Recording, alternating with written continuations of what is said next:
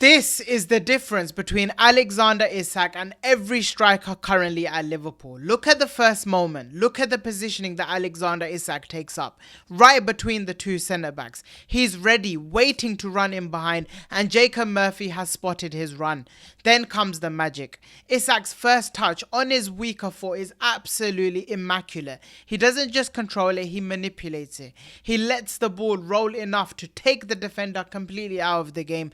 That is elite intelligence. And then as he is entering into the box, look at his body shape. He's shielding the ball, protecting it so that if the defender does recover, there is no way for him to lose the ball. And then comes the calmness, the composure in front of goal. 1v1 with the keeper, his side foot finishes it into the bottom corner. The goalkeeper goes the wrong way and it's a goal for Newcastle. That entire move, from the positioning to the run to the touch to the finish, it's a masterclass. And honestly, it's very Thierry Henry.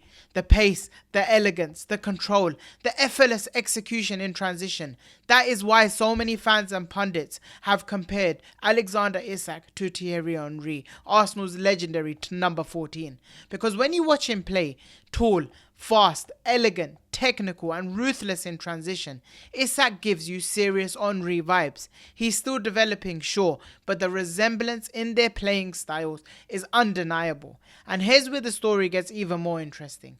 Just like Henry at Juventus, Isak's situation at Newcastle has hit a wall. Henry at the time felt disrespected, played out of position, underappreciated. So what did he do? He left and became a legend at Arsenal. Alexander Isak feels the same. Newcastle reportedly were ready to offer him a new contract with a higher wage, and then they took that contract back. He feels disrespected, and now he's pushing for a move to Liverpool to become a legendary striker in the Premier League. And I know what you're thinking. Why do Liverpool need Alexander Isak when they literally just signed Hugo Ekitike? So here's the answer. Arne Slot wants two top quality players in every single position. Isak and Ekitike are not overlapping. They are replacing Darwin Núñez and unfortunately Diogo Jota from last season. It's all part of a plan. And listen closely to this. Ekitike himself said in his interview that he can play alongside a striker. He doesn't need to play on his own. And we saw how he played as a left winger against Athletic Bilbao. I know he was playing striker, but the number of times he drifted towards that left hand side and how he got that assist for Mohamed Salah was from that left hand side. So don't be surprised if there's a plan to play Ekitike and Isak in the same 11. If you want me to break down exactly how both of them can play together, let me know down below in the comments and I'll make that a video soon. But right now, what you need to know is this. Liverpool want Alexander Isak because he brings something nobody else in the squad has. Elite movement, technical quality, composure in transition, a striker who can win games on his own. And if this deal goes through, the Premier League must be scared. Let's start with Alexander Isak's most underrated quality, and this has nothing to do with goals. It's a fact that he might be one of the best ball-playing forwards in the game right now. Isak isn't just a finisher, he's a facilitator and a creator. He often drops deep into midfield, almost like a false nine, and that's where his elegance shines. His dribbling is smooth, his close control is ridiculously clean, and the scary part is that he's doing this from central areas, whereas we're used to seeing carriers from wide areas. For Arne Slot's system, this is a game changer. It means Isak can receive the ball in the deeper zones, drive past midfielders, collapse defensive shapes, and then open up space for his teammates like Cody Gakpo and Mohamed Salah.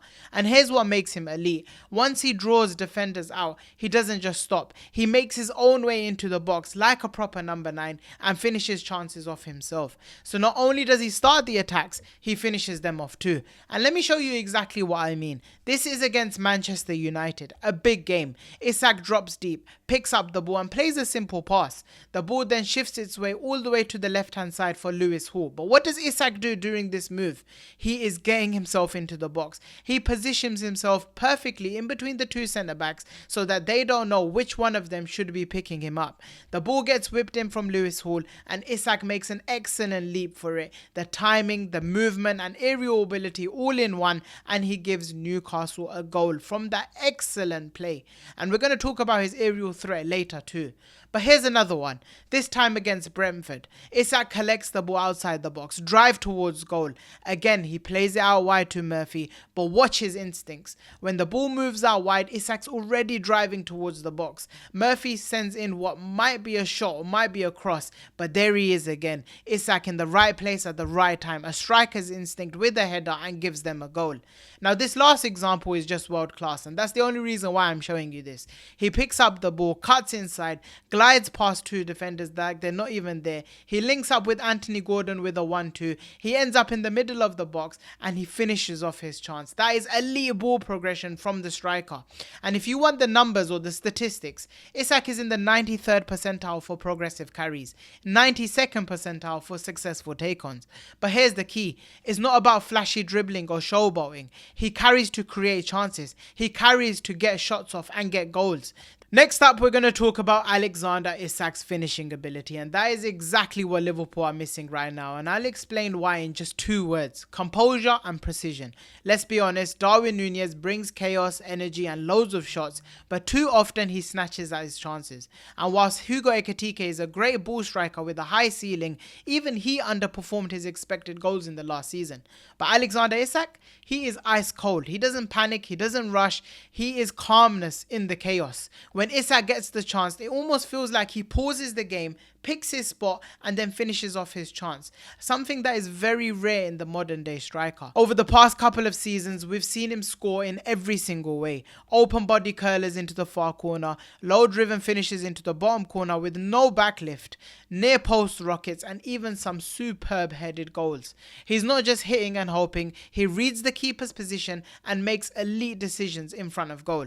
Let's break down a perfect example for you, and ironically it's against Liverpool. Look at Isak's starting position though. He's on the blind side of Virgil van Dijk, right on the shoulder of the last defender. Ibrahima Konate is out of position, and by the time the ball reaches Isak, Van Dijk is able to recover and get goal side. So what does Isak do?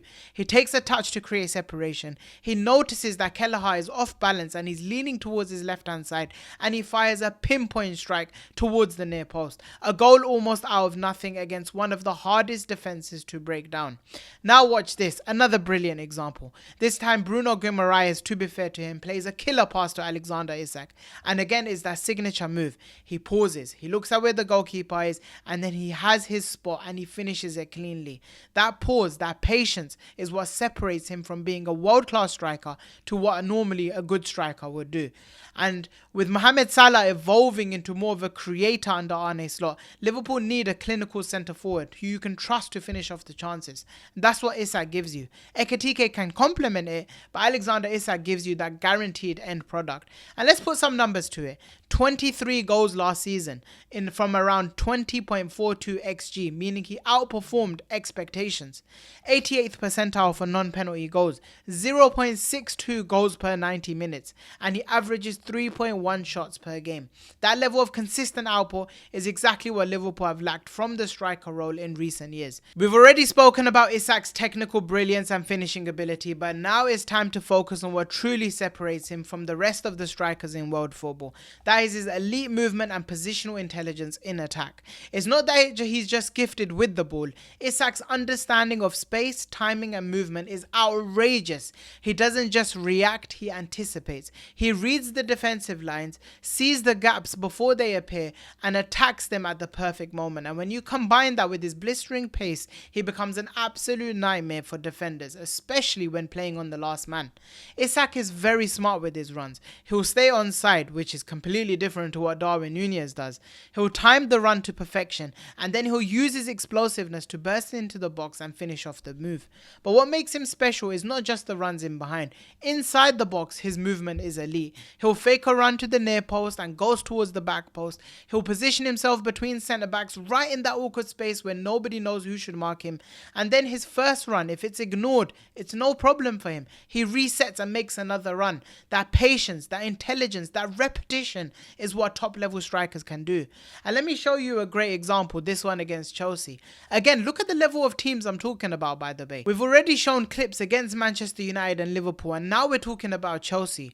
Newcastle are building on that left-hand side, trying to create an overload. But watch Isak's positioning already. He's already lurking on the blind side of the defender, ready at the back post. He knows exactly what's going to happen. The ball eventually lands to Lewis, who swings in across, and because Isak has that momentum going forward, the defender simply cannot catch him. He finishes it off with a tap-in. Simple, but made possible by elite movement. Now check this one against Arsenal. Again, another elite defensive team. A deflected ball falls to Isak. His first touch, sublime as always. He shifts it wide to Gordon, and whilst that's happening, Isak has already started his move into the box. But his move is absolutely brilliant because again, he finds himself in between Gabriel and Saliba, who are both monsters in the box. He rises, powers a header past the keeper, and again, it's textbook Isak. Movement, timing, positioning, and then the finish. And the stats reflect this perfectly. 88th percentile for progressive passes received, 86th percentile for touches in the penalty area, 84th percentile for shot creating actions. These aren't just numbers, they reflect a striker who's constantly available, constantly threatening, and constantly dangerous. And don't sleep on his aerial game. I watched him battle Konate, I watched him battle Gabriel at Arsenal, two of the strongest defenders aerially and physically, and he won those duels. He gave both Liverpool and Arsenal their toughest defensive games of the season. He was dominating them all on his own, setting the tone for Newcastle to be able to win the game. That's exactly what Liverpool have missed in the big Champions League games. Now think about how he fits into this Arne Slot system. He wants fluid rotations between his front three or four. Isak can drop wide to link up play. He can win aerial flick-ons for Mohamed Salah or Cody Gakpo. And most importantly, when Frimpong and Kirkes are going out wide and producing cutbacks, Isak will be at the end of them, finishing them off. Next up, in big games is not about having 15 chances, it's about turning that one moment into a goal, and Alexander Isak is built for those moments. He has that X factor. Arne Slot's number 9 isn't just there to score goals, he's there to press. He has to work, he has to be involved out of possession, and the good news is that Isak already ticks all of those boxes. Playing under Eddie Howe at Newcastle, Isak has to be a key part of their high pressing system. He's not pressing for the sake of it, he's pressing with purpose. He's cutting off passing lanes, he's staring defenders into traps, and then he's striking when the ball is won back. But it doesn't just stop there. The moment Newcastle win that ball back, Isak becomes a devastating transition weapon. He's quick, he's clever, and he's composed. His long strides let him eat up the ground fast, his timing is perfect, and then we all know his finishing is ice cold. This is the kind of striker who can turn a half chance into a goal. And again, let's look at an example against Chelsea. Chelsea tried to play out from the back. Isak holds his central press position, ready to pounce to whichever defender the ball goes to. A poor decision is made, Newcastle win it back, and the ball falls straight into Alexander Isak's path. And like clockwork, he slots it away. Here's another example, this time against Ipswich. Isak presses aggressively, chasing the defender who has to pass the ball back to the keeper. And then look at Isak's positioning here. He's blocking off the pass to the right centre-back, which forces the keeper to play to the left centre-back. The ball is turned over, the ball comes to Alexander Isak, and guess what? It's a goal again. And finally this one, and I'm only including this because the finish is an absolute joke. Newcastle win the ball up high up the pitch, and it's probably not to do with Isak's off the ball press. But when the ball comes to Isak, he's already positioned between the two centre-back.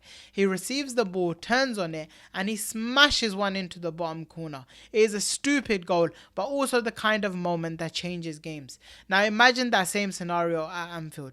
Liverpool win the ball back high through the press, and Isak is already in position to strike. That's how you punish teams, that's how you win trophies. Alexander Isak is one of the best strikers in the world right now, like I've explained throughout this video. Even a world-class talent though has some questions. So the real debate is signing Isak a smart move, or is it a risk that Liverpool should not be taking? Let's break it down. First up, the biggest concern is Isak's injury record. He's had muscle injuries throughout his career, and with the number of games Liverpool play every single season, season, that could become a serious issue. You don't want to be spending over 130 million for a player who remains injured throughout the season. But here's some important context. Last season, Isak only missed 2 games due to muscle injuries. The other 7 games that he missed was because of a broken toe, which is definitely a freak injury and not a reoccurring injury. And with Liverpool's fitness coach Ruben Peters being someone who can produce miracles, like keeping Konate constantly fit throughout of last season, there's a reason to believe that Isak can also be kept fit. The second biggest concern is the opportunity cost. Liverpool currently just signed Hugo Ekitike, and when you look at him stylistically, he is extremely similar to what Alexander Isak is. So should Liverpool have used those funds to replace Luis Diaz, who predominantly played as a left winger, or even a new centre-back, or even a central midfielder, rather than spending so much money on another striker when they just signed a big money striker? But here's the answer to that. Arne Slot, like I said, wants 2 quality options in every single position. One of those is Hugo Ekitike, but the main one is Alexander Isak. On top of that, Alexander Isak can actually help elevate Hugo Ekitike's game. We already heard from the interview, like I said, Ekitike is comfortable playing alongside a striker, like he did with Omar Marmoush previously. So it's something he can definitely do, which is play with Isak rather than one of them being benched. So this wouldn't be a case of one player replacing the other. It's a long-term vision. Isak is someone who provides immediate world-class quality, whilst Ekitike is a project with huge upside. Together, they could form one of the most exciting forward groups in Europe. With smart rotation and enough minutes to go around, both strikers can flourish, especially with Isak's history of missing games. Ekitike will get plenty of chances to shine. At the end of the day, world-class number 9s are becoming rarer and rarer. Isak is a striker with a unique blend of intelligence, elegance, physicality and elite finishing. He's someone Liverpool simply can't ignore.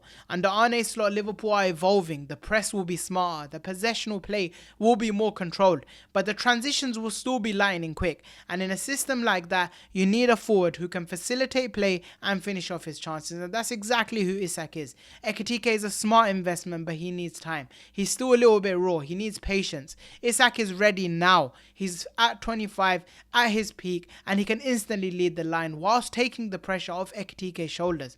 Yes, there are risks. Yes, there are valid squad balance questions, but this is the kind of proactive, ambitious move that keeps Liverpool at the top. If they want to compete with the best, moves like this are the types of moves that can allow them to do that. So if you enjoyed this full breakdown with the examples from Isak's season, make sure you like the video, comment your thoughts on Alexander Isak to Liverpool down below, and subscribe for more tactical deep dives. Hit that notification bell so you know whenever I upload. Thanks for watching again. I'll catch you in the next one, and peace.